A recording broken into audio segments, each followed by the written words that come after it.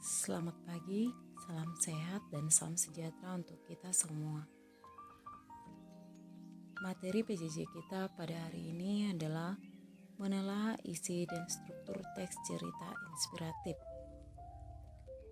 Tujuan pembelajaran setelah kamu mempelajari teks cerita inspiratif ini, kamu diharapkan dapat menelaah struktur teks cerita inspiratif dan dapat mengambil hikmah atau manfaat dari isi cerita dengan baik.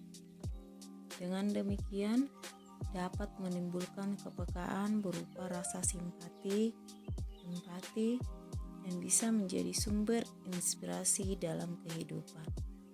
Nah, anak-anak, kita lanjutkan dengan pengertian cerita inspiratif.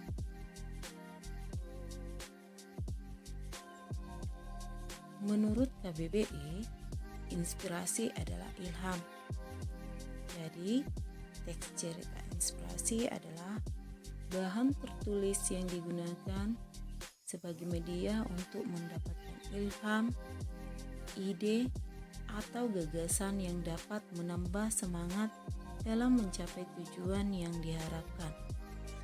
Nah, cerita inspiratif ini bisa merupakan pengalaman-pengalaman seseorang yang bisa kita jadikan sebagai suatu cerita yang memberikan kesan positif sehingga merubah perjalanan hidup kita. Nah, tujuan pembelajaran dari cerita inspiratif ini adalah menambah dan menggugah motivasi, semangat, dan rasa percaya diri untuk menghadapi semua tantangan yang mungkin akan dihadapi dalam mencapai tujuan yang diharapkan secara positif. Ciri-cirinya berisi kisah nyata.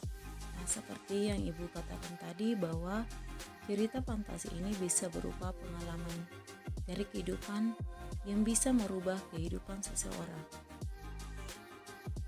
Kemudian memiliki tema, terdapat judul,